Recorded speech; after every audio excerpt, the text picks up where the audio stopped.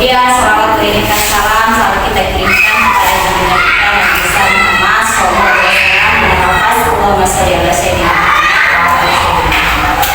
Sebelumnya saya ucapkan terima kasih banyak kepada Bapak Ibu yang telah meluangkan waktunya untuk berkumpul di sini melaksanakan kegiatan mobil kita, yang mana pada hari ini Ibu Rinatianingsih selaku narasumber akan menyampaikan materi terkait disiplin positif atau budaya positif. Terima kasih banyak kami ucapkan kepada Ibu Rina yang telah sudi membagikan ilmu serta pengalamannya kepada kami semua. Tentunya akan sangat bermanfaat bagi kami. Untuk itu, marilah sama-sama kita simak dan kita ikuti nantinya materi yang disampaikan oleh beliau. Dipersilahkan kepada Bapak Ibu jika ada yang ingin ditanyakan, apa yang perlu diketahui. Hari ini kita belajar banyak sama Ibu Rina. Assalamualaikum warahmatullahi wabarakatuh. Waalaikumsalam warahmatullahi wabarakatuh. Bapak dan Ibu guru hebat SD 154 yang saya hormati, terus juga kepada personel sekolah. Terima kasih. Mungkin ini kegiatan kita untuk yang pertama kali dalam komunitas pelajar di SD 154 ini. Bapak-bapak, ibu-ibu sekalian, menghormati kita, tidak lain dan bukan macam mana kita bersama-sama untuk memajukan SD 154 ini bersama. Meyakinlah kalau insya Allah kalau kita sudah berbuat, ada pun jalannya dan akan kita lewati. Sudah ada lagi harapan saya ke depannya, jangan sebatas di sini baik masalahnya. Kalau ada kawan kita yang mendapat pelatihan, yang kemarin verifikasi, itu mungkin segera kita terapkan di komunitas pelajar itu. Kenapa? Karena ini sudah termasuk kita menyita waktu kita sebenarnya. Jadi harapan kita ingin berbagi. Tidak ada di sini siapa yang pakai, siapa yang minta, tidak ada. Lalu kita ini sama. Kebetulan mungkin Ibu Nina, dulu makan kakak mungkin masalahnya. Selangkah dia lebih maju, dia dapat ilmu pengetahuan yang telah kita kirim dari sekolah kita kemarin. Itulah, dia ada lagi prinsipnya, Ibu Nina itu tidak ada lagi sama. Karena kita sama-sama seorang pendidik, profesi kita sama-sama. Karena kita sehidup selama sama-sama ingin berbagi. Ya, tidak ada yang ada indikasi bila. Jadi itulah saya dengan mengucapkan alhamdulillah komunitas kita belajar pada hari ini sudah mulai melakukan kegiatan-kegiatan. Kenapa? Karena mungkin kita tahu bahwa ini termasuk dalam PMM itu. PMM itu adalah komunitas belajar itu penting gitu. Jadi kita kamu tidak susah lagi untuk mencari sertifikat. Nanti cukup komunitas belajar dan beberapa sekolah yang berhubungannya dengan tunjangan ini. Itulah yang dapat saya sampaikan. Lebih dan kurang saya mohon maaf. Saya sudah mengucapkan wassalamualaikum warahmatullahi wabarakatuh. Waalaikumsalam warahmatullahi wabarakatuh. Waalaikumsalam warahmatullahi wabarakatuh. Terima kasih kepada Bapak Ibu yang sudi kiranya minta waktunya untuk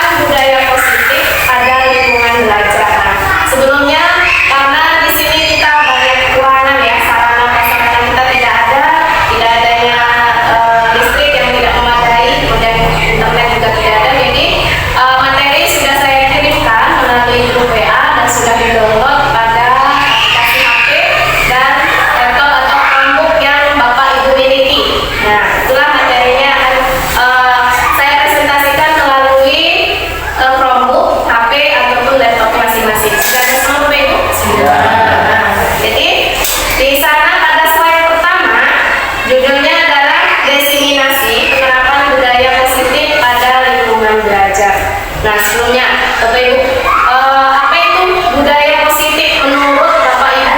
Ini apa nih di sekolah kita? Atau dalam kehidupan sehari-hari kita itu budaya positif itu apa? Kesalahan. Nah, ya hal-hal yang positif, misalnya satunya salaman. Ada lagi? Buang sampah pada tempatnya. Ya, itu kita sudah menerapkannya dalam kehidupan kita sehari-hari. Nah, di sini ada Bapak Ibu buka slide kedua. Ya. Ada filosofi pendidikan Ki Hajar Dewantara. Nah, di sini ada motonya yaitu Ingarso Sun Madhyana Rasa Utuli Handayani. Artinya itu apa itu Bapak? Di depan kita seorang pendidik harus memberi teladan atau contoh kepada Yang baik. Ya. ya, pada anak didik kita. Kemudian di tengah atau di antara murid, guru harus bisa menciptakan inisiatif dan semangat. Dan yang Putri Handayani di belakang seorang guru harus bisa memberikan dorongan dan arahan atau tuntunan. Kalau besok itu ngomong, apalagi untuk anak kelas 1, 2, dan 3. Lanjut. Nah, dalam filosofi KHD, pendidikan dan pengajaran merupakan usaha, persiapan, dan persediaan untuk segala kepentingan hidup manusia, baik dalam hidup bermasyarakat maupun hidup berbudaya, dalam arti yang seluas-luasnya. Nah, ini dalam filosofi KHD. Nah, yang pertama, ada pendidikan itu menuntun. Jadi, yang kedua, kodrat alam dan kodrat zaman. Kemudian budi pekerti. Nah, dalam nilai-nilai seorang guru, kita sebagai guru ada nilai-nilai yang harus bisa kita terapkan pada diri kita, yang kita bisa bagikan kepada murid kita. Yang pertama itu berpihak pada murid. Jadi kita itu sebagai guru berpihak pada murid. Apa-apa kebutuhan murid, kita sebagai guru yang memenuhinya. Kemudian reflektif, mandiri. Nah, dalam mandiri ini diri kita sebagai guru itu seperti mengikuti pelatihan. Janganlah kita sampai disuruh-suruh sama kepala sekolah. Cari sendiri kalau perlu. Nah, ada apa kegiatan apapun itu ikuti tanpa harus disuruh-suruh dulu. Nah, ini dalam kegiatan reflektif dan mandiri ini. Jadi, jangan nunggu Bapak kepala sekolah, Bapak, Ibu, ikutilah pelatihan ini. Nah, ini begitu. Tapi harus kita dari dalam diri kita sendiri itu kita tanamkan bahwa kita itu ingin berkembang, ingin memberikan yang terbaik kepada anak didik kita. Nah, tentunya ilmu-ilmu pengetahuan yang ada dalam diri kita sendiri itu harus kita gali dan kita cari di mana mencarinya. Ya, tidak harus kita disuruh-suruh orang terus. Jadi kita mencari secara mandiri. Banyak kegiatan secara mandiri bisa bisa dari kegiatan daring.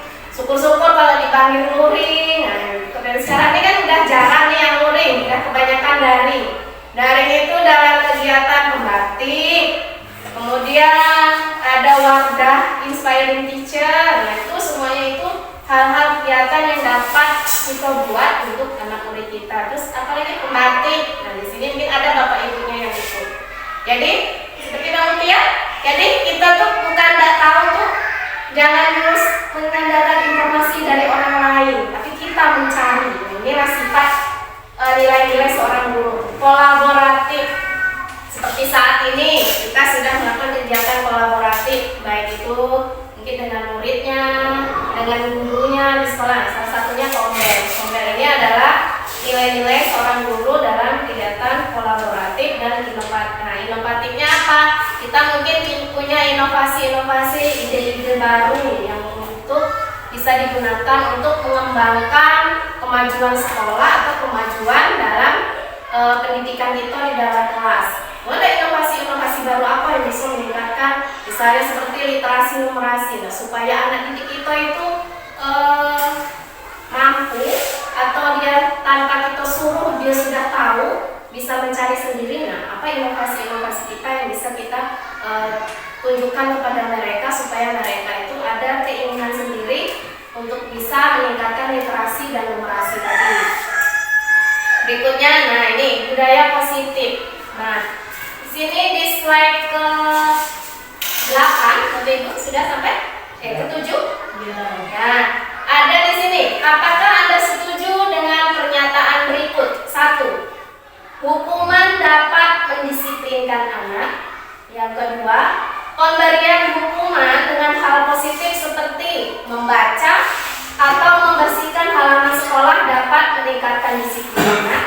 Ketiga, memberi penghargaan dapat meningkatkan motivasi belajar anak.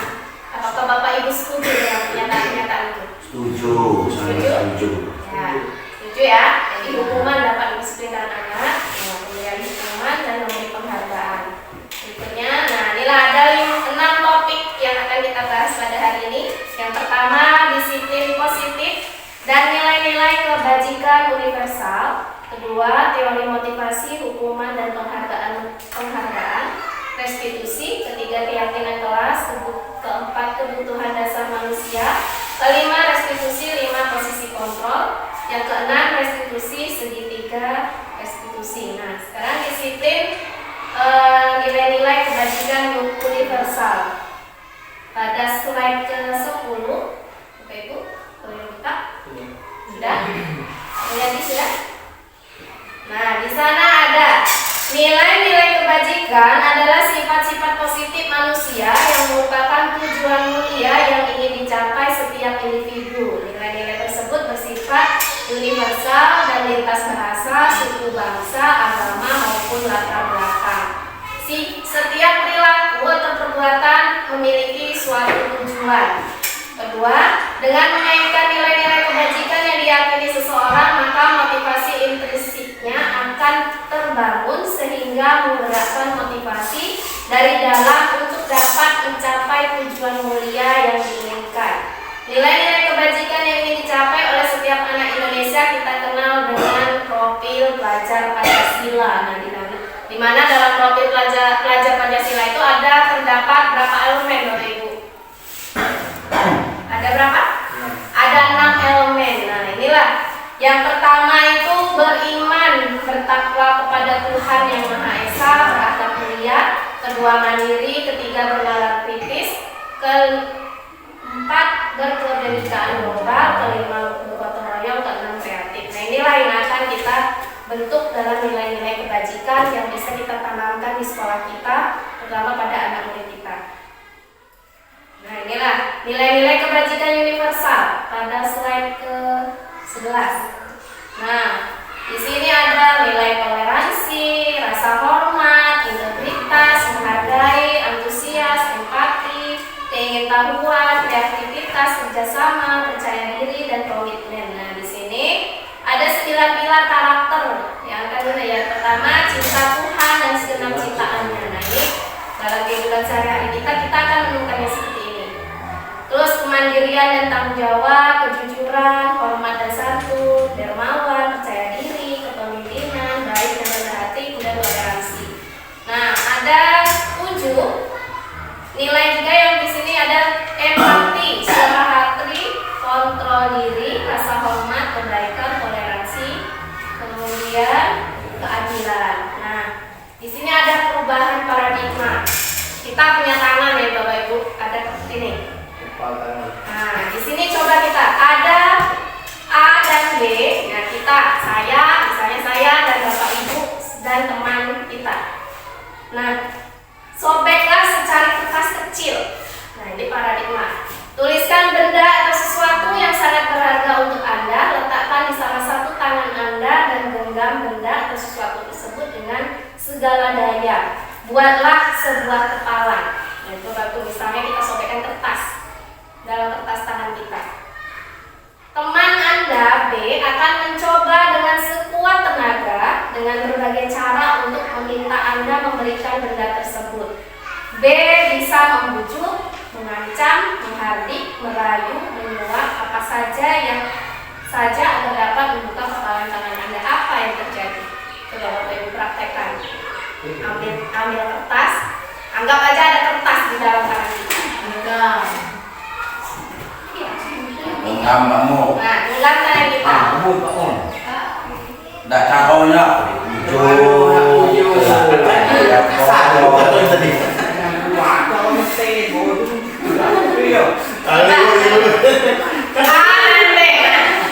Siapa yang mengendalikan genggaman tangan kita? Diri kita. Nah, Pak, sebelum mendapatkan pendapat dari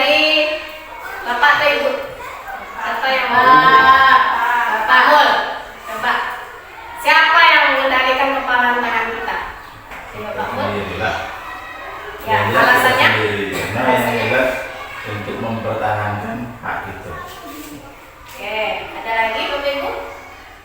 Ya, tentunya yang mengendalikan kepala tangan kita adalah diri kita sendiri. Nah, di sini ada yang mungkin bersedia membuka kepala tangannya, ada mungkin yang bersikeras kokoh tetap mengepal tangannya sampai tidak dibuka-buka. Nah, ini tentunya semuanya itu yang ada pada kontrol adalah diri kita sendiri. Itu juga untuk kita mengembangkan anak didik kita. Kalau kita ingin anak kita berkembang, ya otomatis kita buka tangan kita untuk dapat mendidik anak kita dengan rasa tulus hati kita. Mungkin ada yang kita terus mengepal tangan sudah ya nah itu pintar situlah, nah bodoh ya situlah. Nah itu mungkin, nah itu dari kendali itu atau kontrol tidak ada pada diri kita sendiri. Nah di sini jadi jawabannya adalah nih, siapakah yang sesungguhnya memegang kontrol adalah diri kita sendiri. Jadi tentu diri kita sendiri yang memegang kontrol atas kepalan tangan kita tadi, apakah kita akan membuka atau akan tetap menutup. Nah di sini ya, jadi tergantung pada diri dan masing-masing sesuai dengan kebutuhan dasar kita. Nah, jadi kita kemana lagi dari pola pikir kita dan ada pada diri kita, hati nurani kita. Nah kemudian dan konsensus menciptakan pilihan-pilihan baru. Yang terakhir model berpikir menang atau kalah. Dalam teori model berpikir menang-menangan. Nah di sini kemudian makna kata disiplin. Menurut Bapak Ibu nih, disiplin itu apa? Sesuai. Sesuai dengan aturan. Ya. Nah di sini kata disiplin yang ada pada otak kita itu menghubungkan dengan kata tertib, ya, atur dan kepatuhan pada peraturan.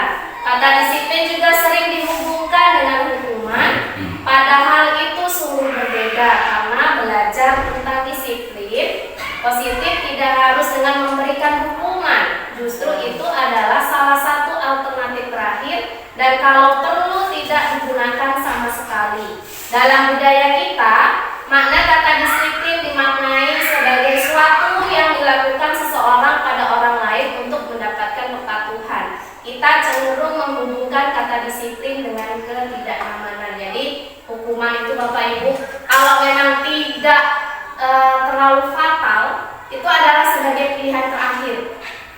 Nah, ini ya, mungkin pada diri saya sendiri ya, mungkin kalau ada kesalahan ini langsung dihukum.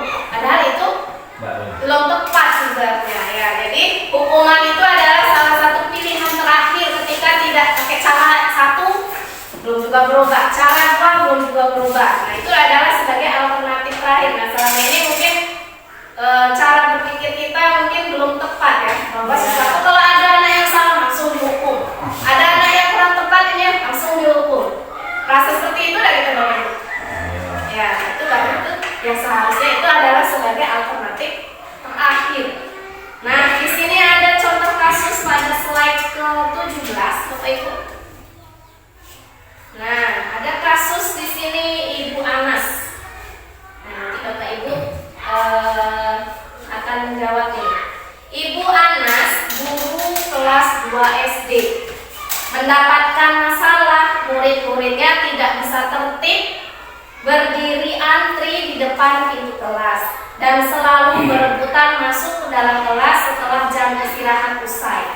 Ini tentunya sangat mengganggu proses pembelajaran di mana kelas tidak dapat mulai tepat waktu karena Ibu Anas sibuk menenangkan murid-muridnya untuk waktu cukup lama. Akhirnya Ibu Anas berpikir cepat dan mengandalkan stiker bintang. Setiap murid-muridnya akan masuk kelas usai jam istirahat. Bu Anas akan mengiming-imingi murid-muridnya dengan stiker bintang. Siapa yang dapat berdiri lurus dan berbaris rapi antri di depan pintu dapat bintang dari Bu Anas. Sebagian besar murid-muridnya menyambut tantangan tersebut dan langsung berdiri rapi di depan pintu agar mendapatkan stiker bintang. Hal ini terus dilakukan Bu Ana selama beberapa minggu karena cukup berhasil membuat murid-muridnya berdiri rapi, antri di depan pintu. Sampai pada suatu saat Bu Ana sakit dan terpaksa digantikan Pak Heru. Pak Heru tidak mengetahui tentang stiker bintang dan benar saja pada saat mau masuk ke kelas usai jam istirahat, murid-murid kelas 2 kembali berebutan masuk kelas. Apa yang terjadi? Mengapa? Kira-kira apa motivasi murid-murid kelas 2 untuk bersedia berdiri antri sebelum masuk kelas? Nah, Bapak Ibu, itu adalah salah satu kasus masalah disiplin. Nah, sini Bapak Ibu, siapa yang ingin bisa menjawab dari pertanyaan pada contoh kasus yang pertama ini? Satu dari Ibu, satu dari Bapak. Pertanyaannya tadi, apa yang terjadi? Mengapa? Terus kira-kira motivasi apa yang buat murid itu tadi seperti itu? Ya, Bapak Ibu. Satu pendapat dari Bapak, satu pendapat dari Ibu. Ya, Pak Alio, silakan. Jadi kan yang terkasus oleh kelas kelas 2 Ya. yaitu Ibu Anas dan Pak Heru. Dan Ibu Anas dan Pak Heru itu terjadi perilaku yang berbeda. Karena apa? Karena pada Ibu Anas ini motivasinya terpacu tinggi dengan adanya memberikan anak itu stiker bintang. Karena dengan stiker bintang anak-anak lebih tertib masuk ke kelas. Sedangkan dengan Pak Heru, beliau tidak memberikan peraturan yang ini pemberian bintang tadi. Jadi anak-anak itu kembali lagi mereka tidak mendapatkan bintang. Jadi mereka tidak termotivasi untuk berbaris lagi. Karena apa? Karena anak-anak ini lebih senang dengan kebendaan. Anak-anak di usia yang kelas 1 ini hobi sekali dengan mengkoleksi benda, terutama stiker-stiker bintang. Mungkin seperti itu. Ya, terima kasih Pak Alio. Atas pendapatnya. Dan satu dari Ibu. Miskomunikasinya kurang dulu. Ya. Antara Ibu Anas dengan apa tadi kan? Dari Ibu, Pak Heru. Pak Heru tadi itu. Ya, bagus Pak Alio. Ya. Ada lagi Bapak Ibu? Dari Ibu. Dari Ibu Kiki. Pak Mul masuk agama di ruang Pak Mukti. Pak Mukti pakai bintang terus, jadi Pak Mukti tidak masuk. Pak Mukti tidak tahu dengan Pak Mul. Ada komunikasi. Ya, Kurang Pak komunikasi Alio. lah. Jadi di sini tadi pertanyaannya itu apa yang terjadi? Ya tadi yang terjadi karena itu adalah Bu Anas itu membuat peraturan di kelasnya supaya anaknya rapi, kasihlah stiker bintang. Itu kan hanya peraturan di kelas. Jadi tidak tahu guru-guru yang lain ketika itu sakit. Jadi anak-anaknya balik lagi ke pengaturan awal tadi yang tadinya mau antri jadi tidak antri. Jadi di sini stiker bintang itu hanya sebagai reward. Jadi anak-anak itu hanya mengejar rewardnya saja, mau menurut dengan aturan kita. Penghargaan. Jadi di sini stiker bintang berfungsi sebagai reward yang diberikan sebagai pengakuan atas perilaku yang diinginkannya. Jadi murid ini hanya termotivasi untuk berdiri antri karena hanya ingin mendapatkan stiker. Nah, jadi ini sebagai pembiasaan yang tidak berkelanjutan ya Bapak Ibu. Misalnya nanti dia pindah kelas, kelasnya berubah lagi, dia akan berubah lagi. Jadi peraturan. ya, jadi cara agar murid ini Bu Anas bisa tertib adalah dengan melakukan pembiasaan di awal agar terasa dipaksa. Dengan terpaksa, tetapi nanti secara bertahap murid akan menjadi sebuah kebiasaan baik yang harus dilakukan budaya antri, di mana Bu Anas menjadi teladan bagi murid sembari memberikan penyadaran agar budaya antri dan di akhir Bu Anas melakukan kontrol terhadap budaya antri tersebut sebagai sikap disiplin positif dimanapun berada. Jadi sebaiknya kita itu mengkomunikasikan apa saja sih aturan-aturan bisa di kelas. Boleh kita sama-sama membuat keyakinan kelas ya. Di sini ada yang pertama itu ciri-cirinya bukan untuk menebus kesalahan, namun untuk belajar dari kesalahan. Itu adalah sifat institusi. Ya. Oke, selama ini kita ngalamin tapi namanya tidak tahu. Apa itu namanya institusi, apa hukuman, apa konsekuensi. Kita dulu memperbaiki hubungan bukan paksaan. Yang keempat, restitusi menuntut untuk melihat ke dalam diri. Yang kelima, restitusi mencari kebutuhan dasar dan mendasari tindakan. Yang keenam, restitusi diri adalah cara yang paling baik. Ketujuh, restitusi fokus pada karakter bukan tindakan. Yang kedelapan, restitusi fokus pada solusi. Yang terakhir, berikutnya bikin kelas. keyakinan kelas. Nah, sudahkah Bapak Ibu membuat keyakinan kelas? Belum. Belum. Kelasnya belum. Nah, misalnya keyakinan kelas ini kayak seperti apa contohnya Bapak Ibu? Ada yang sudah buat tak? Keyakinan kelas. Kelas 3 ya, kelas 2 ya Bapak? Dua sudah ada. 2 sama 3.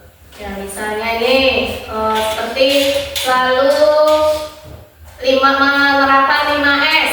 Salam, sopan, senyum. Nah, itu 5S adalah salah satunya. Ya, mengapa tidak peraturan saja? Kenapa harus keyakinan kelas? Nah, di sini. Nah, Bapak Ibu, kenapa bukan peraturan tapi keyakinan? Karena dalam kelas itu, dalam semua kelas itu, dalam misalnya kelas 3 itu meyakini kalau hal itu benar untuk kelas mereka sendiri sesuai dengan umurnya. Ya, kalau ya Bapak Ibu. Oke, kalau peraturan itu adalah sesuatu yang kita buat secara bersama-sama dalam kelompok umum. Misalnya sekolah yang berperaturan itu berarti kepala sekolah yang berperaturan, misalnya hadir tepat waktu. Nah, itu udah peraturan. Beda dengan ini keyakinan. Kalau keyakinan kelas itu kita buat antara kita, guru dan murid kelas kita. Nah, kalau itu adalah dari secara khususnya keyakinan. Karena kita di sini kan menerapkan di kelas kita. Kita kecil Ya. kalau sekolah itu untuk kelas. Nah, inilah tujuannya untuk mendukung motivasi intrinsik kembali ke nilai-nilai keyakinan, lebih menggerakkan seseorang dibandingkan mengikuti serangkaian peraturan-peraturan. Nah, ini ada gambar di sana Bapak Ibu, yang mana yang merupakan keyakinan kelas. Keyakinan yang kanan. Yang ada gambar-gambar atau yang hanya tulisan? Yang mana? Ada gambar. Kesepakatan. Keyakinan. Ya, judulnya kesepakatan. Yang Bapak Ibu itu yang merupakan keyakinan yang mana? Yang tulisan. Datang tepat waktu, mengucapkan salam, menjalankan dengan sekolah, berdoa sebelum dan sesudah kegiatan, aktif dalam pembelajaran, dan aktif. Itu sebelahnya kami guru dan murid saling menyayangi, kami murid dan semangat belajar, kami murid yang peduli dengan teman-teman. Yang mana yang merupakan keyakinan kelas? Yang tulisan saja gambar. Ya, betul sekali Bapak Ibu. Jadi itu adalah contoh keyakinan. Jadi sesuatu yang kita buat antara guru dan murid yang ada di kelas. Jadi Bapak Ibu yang belum ada di kelasnya keyakinan kelas, mulai dibuat. Banyak kalau Bapak Ibu di Canva itu tinggal ngedit nama sama sekolah. Kalau kita mau ketik-ketik. Awak nak gaji besok pemain itu. Ya, kita tinggal ubah yang di Canva itu kita edit. Dan tuh kita cetak. Jadi sudah tempel di kelas. Tinggal kita ngedit baik mana yang terasa sesuai untuk kita. Nah, ini berikutnya kebutuhan dasar manusia dan dunia berkualitas. Nah, Bapak Ibu menuju ke kebutuhan dasar. Apa mau guys sih kebutuhan dasar itu menurut Bapak Ibu? Kasih sayang sesama manusia. Apa? Kasih sayang. Dasarnya kasih sayang dan rasa diterima. Ada 5 ya, penguasaan, kebebasan, semangat, dan bertahan hidup. Itu adalah kebutuhan dasar manusia. Nah, inilah. Nah, ini ada kasus. Kita akan menelaah kasus lagi nih Bapak Ibu. Yang mana yang merupakan kasih sayang dan rasa diterima, merupakan penguasaan, kesenangan, bertahan hidup, dan kebebasan. Ini adalah kebutuhan dasar manusia yang kita terapkan, yang kita miliki pada diri kita maupun diri anak didik kita. Pertama, ada kasus Bimo. Bimo seorang anak kelas 1, selalu berlari keluar kelas menuju jalan raya di depan sekolahnya yang ramai dengan kendaraan. Tingkahnya membuat guru Bu Ani bingung dan seringkali lari mengejarnya. Ketika Bu Ani bertanya, kenapa Bimo melakukan itu? Jawaban dari Bimo adalah, aku senang lari kejar-kejaran dengan ibu guru, seru. Nah, itu merupakan kebutuhan dasar yang mana Bapak Ibu? Kebebasan.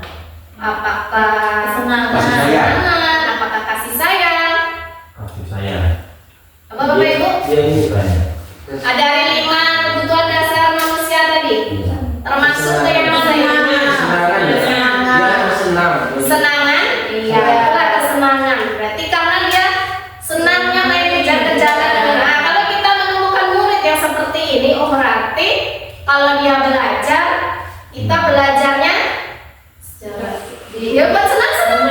Ya, main. Tapi mainnya bukan main yang sembarang main. Memang main itu diterapkan dalam kegiatan pembelajaran. Oke, jawabannya adalah kesenangan. Guru merdeka nih. Iya, memang kita harus merdeka, tapi bukan merdeka yang bebas, tapi merdeka yang terarah, merdeka yang menuntun.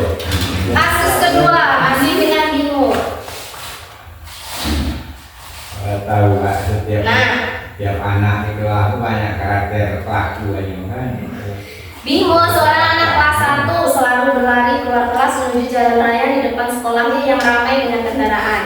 Tingkahnya membuat guru Bu Ani bingung dan seringkali lari mengejarnya. Ketika Bu Ani bertanya, kenapa Bimo melakukan itu? Jawaban dari Bimo adalah, ibu kejar aku karena ibu guru sayang aku. Kasih sayang. Mana itu? Cinta dan kasih sayang. Jadi kebutuhannya apa Pak Ukti? Kasih sayang. Kasih Ya, sayang. berarti anak ini sukanya itu disayang-sayang terus. Nah, dilembut-lembutin terus tipe anak yo. Jadi dia sukanya mencari perhatian gurunya. Nah, kita berarti kita Wadah. sesuai memang. Kurang ujian nah. Segalian uji. Iya, itulah. Ini kebutuhan si anak ini, dia butuhnya cinta dan kasih sayang. Reward tidak mesti dengan duit, dengan ujian juga reward. Anak suruh mani ya. Suruh mani, kamu suruh pulang mani. Kasus berikutnya, Dinda, seorang anak kelas 3 SD begitu tiba di rumah sepulang dari sekolah, menangis dan mengadu pada ibunya bahwa dia benci pada Ibu Rani. Bu Rani gurunya. Ketika ibunya bertanya, kenapa Dinda benci pada Ibu Rani? Jawaban dari Dinda adalah, aku sebel. Gambarku tidak rapi, malah ibu guru nunjukin ke teman-temanku di depan kelas. Jadi anak tuh malu kan kasih pelajarannya. Nah ini dasar apa yang ingin dimiliki si anak itu? Penguasaan dan ingin ya. Jadi anak ini tadi itu dia benci sama gurunya karena gurunya hanya gimana tadi Bapak Ibu? Kesalahannya Pak. Ya, dia punya kesalahannya terus. Tidak pernah dia punya itu menilai apa kemampuan yang dia punya. Jadi di sini kebutuhan dasar saya adalah penguasaan. Kasus keempat, Dinda seorang anak kelas 3 SD itu tiba di rumah sepulang dari sekolah menangis dan mengadu pada ibunya bahwa dia benci pada ibu gurunya. Ketika ibunya bertanya kepada Dinda, kenapa Dinda benci pada Ibu Rani? Jawaban Dinda adalah, aku bosan. Masa belajarnya cuma gitu-gitu aja, dengerin ibu guru aja. Berarti gurunya ini ceramah terus ngajar. Kalau itu belajarnya, mode belajarnya cuma seperti itu, tidak bervariasi. Jadi si anak ini yang seperti apa kebutuhannya yang ingin kita penuhi? Kebebasan. Ya, kebebasan. Jadi anak-anak itu jadi inginnya bebas belajar, tapi bebas bukan yang bebas ini. Bebasnya kita menuntun, mengamati, mengendalikan mereka. Jadi itulah. Jadi kita itu boleh belajar bervariasi. Bahkan belajar itu tidak harus di kelas lain. Boleh baca anak keluar kelas, di bawah tentang sawit, boleh kita belajar. Oke? Dengan itu anak tuh disemangat. Sesuai dengan alam itu. Nah, ini adalah kebebasan. Nah, di sini ada 5 posisi kontrol. Pernyataan. Saya kecewa sekali dengan kamu. Siapa yang mengatakan ini? Nah, ini sebagai 5 posisi kontrol tadi ada membuat orang merasa bersalah, kemudian penghukum, teman, pemantau,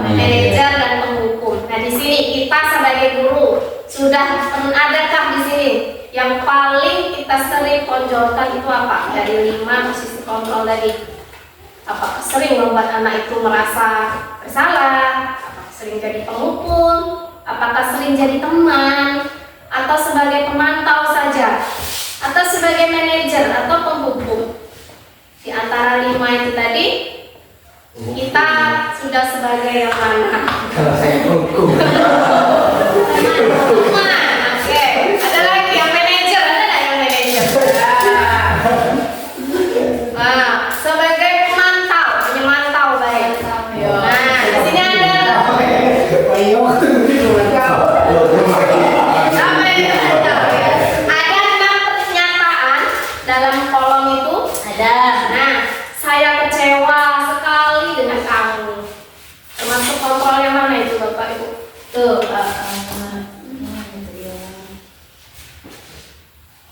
Membuat merasa bersalah. Membuat merasa bersalah. Sepakat ya? Ya. Kedua. Kamu tidak benar-benar melakukan Kamu tidak pernah benar. hukuman. Benar. Hukuman. Penghukum ya, betul sekali. Ayolah lakukan demi ibu atau bapak nak. Ayolah ya. Bapak Ibu, Niki jawab manajer. Pak Ibu, Ere? Ayolah lakukan demi ibu dan bapakmu.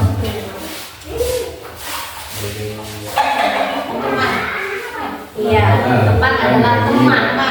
Karena kita ngajak anak kita, ayolah nak, ayolah, kayak gitu kan. Jadi teman itu. Seolah ini rumah. Iya, teman kita. Ayolah. Jalan ibu baik aja yang bantu. Kalau indah aja, bapak iya benar. Mengasuh anak dan jadi teman. Ya, berikutnya, apakah kamu mau mendapatkan stiker bintang hari ini? Pemantau. Mari Bapak Ibu. Pemantau. Pemantau ya. Bagaimana kamu bisa menyelesaikan masalah ini? Manajer. Kamu selalu paling terakhir. Hukum ya. Jadi ya manajer sini ada 1, yaitu bagaimana kamu bisa menyelesaikan masalah ini? Rasanya kaya ya sudah. Jadi sebaiknya itu Bapak Ibu, kita dalam posisi 5 kontrol posisi tadi, sebaiknya kita itu ya menempatkan pada hal sesuatu ya. Jadi lebih baiknya itu kita sebagai manajer. Yang terbaik sebagai kita sebagai seorang guru adalah manajer. Ya, lanjut segitiga restitusi.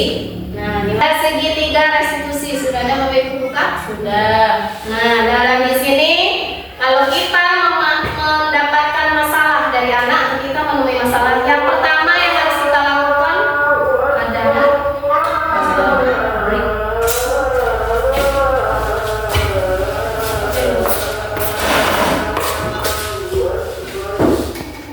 adalah restitusi.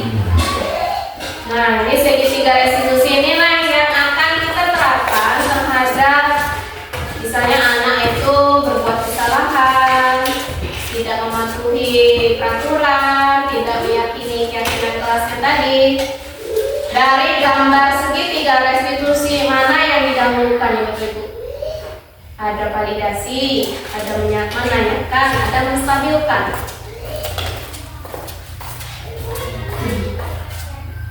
Gimana kira-kira menurut Bapak Ibu? Yang dulu ini. Apa validasi, menanyakan, atau menstabilkan? Ketika kita melakukan kasus terhadap anak, menanyakan, oke? Yang lain? Apakah tepat menanyakan? Tidak keluar depan. Nah, yang tepatnya adalah menstabilkan identitas terlebih dahulu. Berarti kita sendiri yang dulu. Ya, bisa. Nah, di sini untuk membuat anak yang merasa gagal karena berbuat salah menjadi positif terhadap dirinya. Guru berkata, berbuat salah itu hal yang manusiawi. Itu adalah salah satu nih kalimat menstabilkan identitas. Tak apa-apa nak, kamu memang hari ini berbuat kesalahan. Banyak kok, anak-anak yang lain juga pernah seperti kamu. Itu adalah salah satu menstabilkan identitas. Di sini contohnya. Berbuat salah itu hal yang manusiawi. Tidak ada manusia yang sempurna. Bapak Ibu juga berbuat salah, kita pasti bisa menyelesaikan permasalahan ini. Bapak Ibu tidak tertarik untuk mencari tahu siapa yang benar, siapa yang salah. Bapak Ibu lebih tertarik untuk menyelesaikan masalah. Kalau kamu menyalahkan dirimu sendiri terus-menerus, apakah kamu bersikap baik pada dirimu sendiri? Nah, ini adalah yang tepatnya adalah menstabilkan identitas dengan kata-kata yang seperti tadi. Nah, kalau kita menemukan dengan kita yang berbuat salah. Kemudian yang kedua apa lagi Bapak Ibu? Ya jangan beto. Setelah menstabilkan identitas, apa lagi yang kita lakukan? Iya, merasa Ya, menanyakan atau memvalidasi? Validasi. Menanyakan, ya. Setelah menstabilkan identitas, kita menanyakan keyakinannya. Apa di sini? apa hal yang lama Ya, itu anak melihat kesalahannya dihubungkan dengan norma sosial, nilai-nilai yang mendasari manusia berinteraksi dengan orang lain. Salah satunya guru berkata, apa nilai yang kita percaya di kelas atau sekolah kita? Jadi kembali ke keyakinan kelas yang sudah kita buat tadi di sekolah di kelas kita. Ya, misalnya Heru, kamu hari ini sudah melanggar keyakinan kelas yang mana? Nah, nanti berpikir kalau kita sudah menyampaikan keyakinan kelas tadi, misalnya dia terlambat datang masuk kelas. Heru, keyakinan kelas yang mana yang kamu langgar hari ini? Nanti sana akan menjawab apa Bapak Ibu? Terlambat datang ke kelas. Nah, di sini. Ini apa nilai yang kita percaya di kelas dan sekolah kita? Ini adalah pertanyaan-pertanyaan yang akan kita berikan ke anak kita kalau kita itu melanggar keyakinan kelasnya tadi. Terus nilai-nilai universal apa yang telah kita sepakati? Kelas yang ideal itu seperti apa sih? Kamu ingin jadi anak yang seperti apa? Apa yang kamu rasakan ketika kamu melakukan itu? Kamu menjadi orang yang seperti apa? Nah, ini adalah pertanyaan-pertanyaan ketika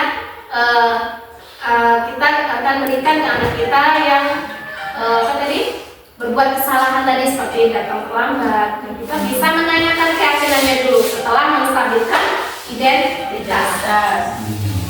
Terakhir adalah baru memvalidasi kebutuhannya. Nah, di sini membantu siswa mengenali basic need atau kebutuhan yang ingin dipenuhi ketika melakukan kesalahan itu. Pada dasarnya setiap tindakan manusia tujuannya adalah memenuhi basic need, apakah itu power, freedom, love and belonging, fun atau survival. Nah, di sini guru berkata, ketika tadi nih kita sudah menanyakan tadi, memvalidasi.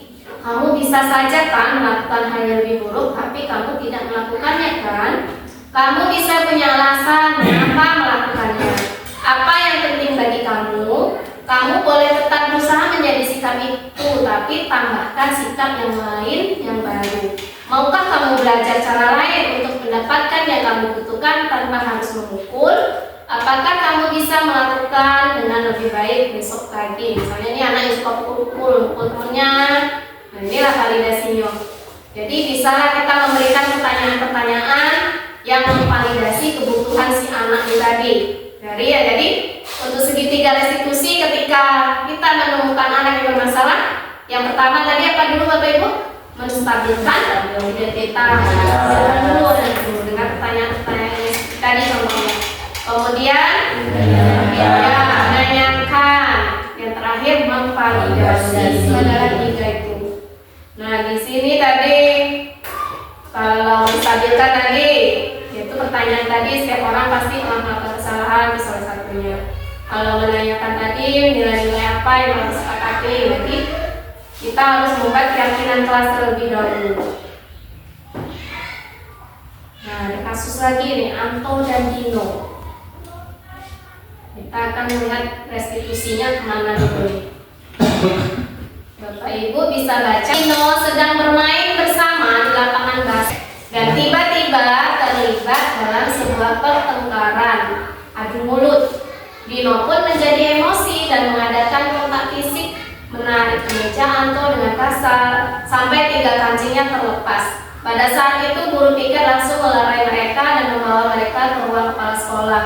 Ibu Suti sebagai kepala sekolah berupaya menenangkan keduanya, terutama Dino. Dino, sepertinya kamu saat ini sedang marah sekali. Mendengarkan itu, Dino pun mengalir bercerita tentang kesalahan hatinya. Ibu Suti pun melakukan bahwa sebuah kesalahan adalah hal yang manusiawi dan bahwa mempertahankan diri adalah hal yang penting. Namun meminta Dino memiliki cara lain yang mungkin lebih efektif karena saat itu Dino berada di ruang kepala sekolah. Ibu Suti melakukan bertanya tentang keyakinan sekolah yang disepakati, serta apakah Dino bersedia memperbaiki kesalahan yang telah dilakukan terhadap Anto. Dino pun akhirnya perlahan mengangguk. Kemudian Ibu Suti balik bertanya kepada Anto hal apa yang bisa dilakukan Dino untuk memperbaiki masalah. Anto menjawab, "Saya perlu kancing saya diperbaiki, Bu. Ibu saya akan sangat marah kalau melihat kancing baju saya sampai copot 3 kancing begini." Ibu Suti pun kembali bertanya ke Dino apakah yang akan dia lakukan untuk mengganti 3 kancing Anto yang terlepas. Dino kemudian berpikir sejenak, namun menjawab, "Wah, tidak tahu, Bu. Saya lem kembali mungkin ya, Bu." Ibu Suti berpikir sebentar dan menanggapi kalau dilem akan mudah lepas kembali. Dino, bagaimana kalau kamu menjahitnya saja? Bersediakah kamu? Dino tampak ragu-ragu dan menanggapi menjahit. Mana saya tahu bagaimana menjahit, Bu.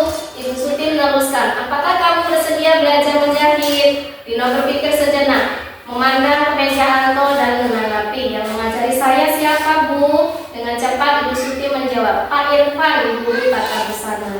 Dino kembali diam sejenak memandang kemeja Anto yang tanpa kancing. Akhirnya Dino mengangguk tanda menyetujui dan sepanjang siang itu Dino belajar menjahit dan memperbaiki kemeja Anto. Terakhir kali terlihat kedua anak laki-laki tersebut, Dino dan Anto, pada jam pulang sekolah. Mereka sudah bercengkrama dan bersenda gurau kembali. Dalam kasus di atas, sikap posisi kontrol apakah yang diambil oleh Ibu Siti? Manajerial. Apa ini Bapak Ibu? Manajerial. Ya, sifat manajerial. Yang pertama ini si ibunya sudah menerapkan segitiga restitusinya belum Bapak Ibu? Nah, itu bertanya. Sudah? Sudah ya. Dia tadi sudah menstabilkan identitas dengan bertanya tadi ya. Kemudian memvalidasi. Setelah itu dia sudah menanyakan keyakinannya, keyakinan pada si anak tadi untuk dapat memperbaiki kancing baju yang lepas tadi. Nah, oke Bapak Ibu, dari materi tadi yang sudah disampaikan tadi, mungkin ini sangat singkat dan terburu-buru dari sekian banyak topik yang dibahas. Nah, di sini hal baru apa yang ada paradigma Bapak Ibu yang didapatkan dari materi tadi? Saya ingin membuat keyakinan kelas. Ya, yang buat yakin kelas. Ada lagi Bapak Ibu? Dari materi tadi apa yang bisa mengubah paradigma Bapak Ibu dalam setelah mengetahui sepintas dari materi yang disampaikan tadi? Ini hukum itu apa dari kamu? Ya, sama apa kalah hukum tuh? Ya, paradigma apa? Mungkin yang sebelumnya ini telah tahu materi tadi apa jadinya?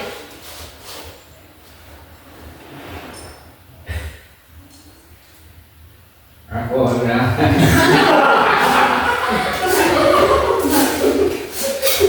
Kalau Pak Arya tadi bilang, ya mungkin akan membuat keyakinan kelasnya.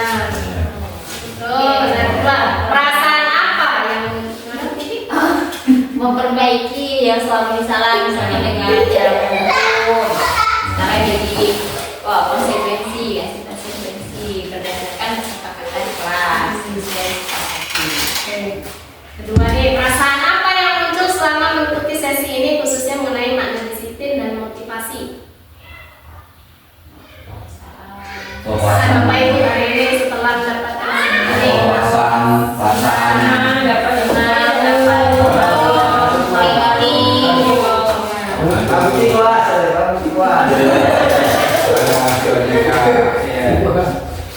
Timbul, menang. Sudah ada kata itu. Tapi Kembali. belum menerapkan. tahu belum tepat. teratur, nggak ada katakan nggak ada teratur. Mungkin Bapak Kalau Ibu kita cuma hukumnya gitu, hukum ini nggak tahu yang dimana hukumnya. Ya betul sekali Pak. Arti itu apa yang Saya pun Jadi, mengenai ilmu ini iya. setelah mengikuti kegiatan ini Gitu. seperti itu. Selama ini tahunya hukum tanpa Hukum tidak tahu. menghormati bendera. Apa kesalahannya yang hukum jadi kan? Menghormati bendera sekian ini. Padahal tanpa kita sadari Padahal membuat mungkin- anak itu malu. Ya, padahal anak itu tidak sesuai dengan hukuman menghormati bendera. Ada dasarnya di situ tadi. Penanaman itu bang. Nah, kalau yang udah itu tanam dan jadi anak, aku dulu pernah hukum bang. Ah, Tidak tahu penanaman itu penting. Memang sifat itu tidak mendidik jadinya. Kenangan buruk. Kenangan buruk. kalau untuk mereka itu kan memang mana setiap Boleh. tadi kan aku Itu tahu. boleh. Aduh kan kalau kita pikir zaman-zaman dulu itu kejam ya guru-guru SD dan guru ya. Katakan seperti itu. Ada yang dilempar. Ayo itu masuk lah. Ada yang disakitin. Memang melakukan fisik. Kalau terjadi itu dah. Saat ini sudah banyak sekali.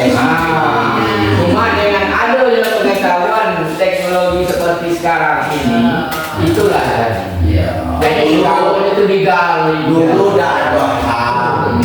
Tapi ini ya do. Ada ada di manusia. Kalau ini kita coba itu anak tuh, aduh fisik gitu. Sama ada guru SD kita dulu kejadian.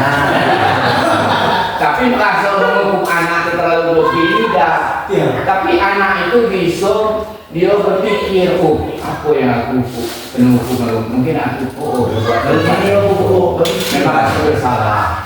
Nah, tapi kalau anak sekarang ini saya perhatikan Reza ya, Reza maupun kaki baik katakan Ali itu makin dihukum makin senang. Jadi macam solusinya itu? Kalau kita pikir, Ini hukum aja senang. nak dikasih macam mana kita tidak boleh kalau bos tadi. Tidak bukan kata no. Yang itu ya kita kalau ayatnya itu Kata masalah kami udah di. kalau undang-undang memang berdasarkan pada undang-undang tadi. Nah iya. Sebaliknya kalau kita mengikuti undang-undang seperti ini, katakan kurikulum merdeka, ya kita macam itulah kita jalan. Jangan bola. Atau orang di sekolah atau patung teman itu Itu ada malu, Itu tak saya ngatur. betul kata Pak Bos itu kadang. Nah, Kadang itu nak Ya, oke. Karena kita di masalah ini kita sudah belajar segitiga restitusi. Coba kita besok mulai kita terapkan segitiga restitusi tadi. Kita terapkan pada si anak Reza. ya kira bisa jalan. Apakah kita bisa berubah setelah melaksanakan segitiga restitusi tadi? Ya. Kita coba kita kan. Kita sama-sama mencoba.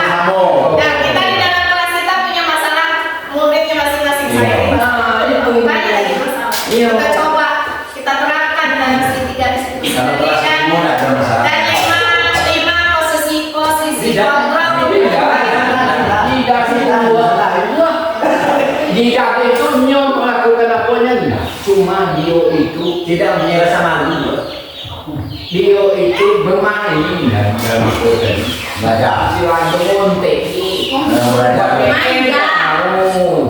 KPR tidak mau tulis tugu paling Benar ya. Oke, Pak Mukti. Ada juga Bumina. Jadi ini ya, kita sama-sama kita terapkan tadi. Ya, 5 posisi kontrol tadi kita telah analisis kebutuhannya apa. Ya, betul. Setelah itu segitiga restitusi itu kita terapkan. Nah, saya sudah terapkan di Budina ya.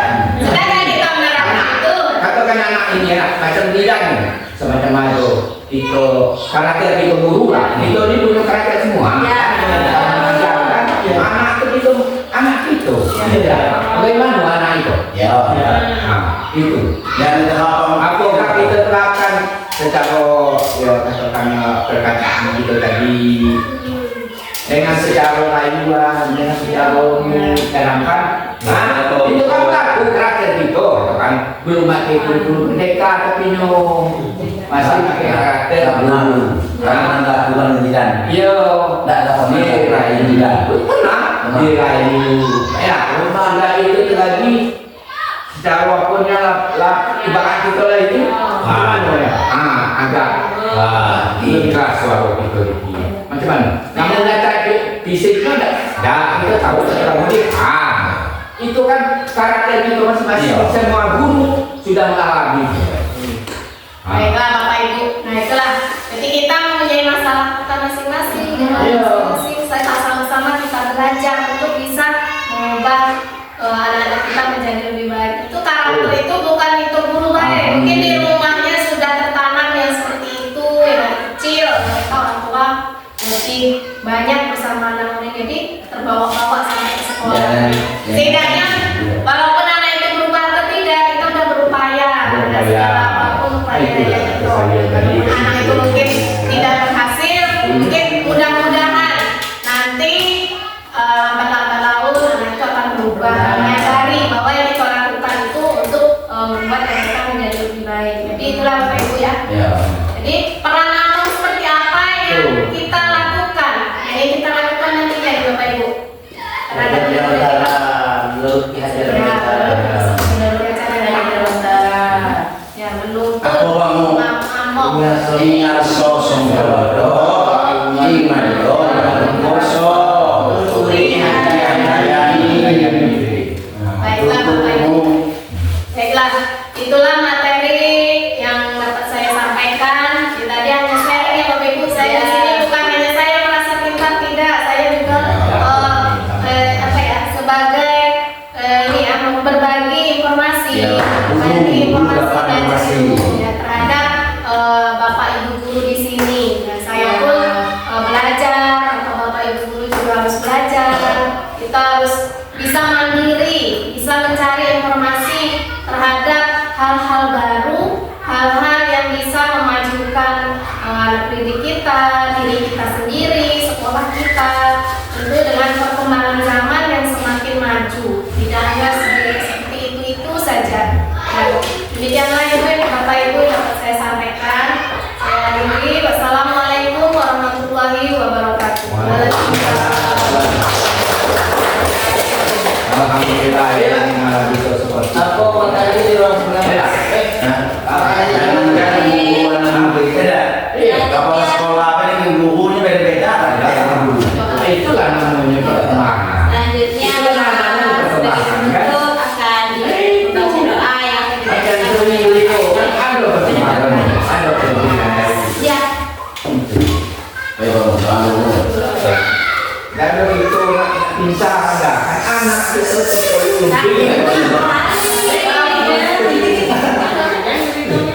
Ya bila ini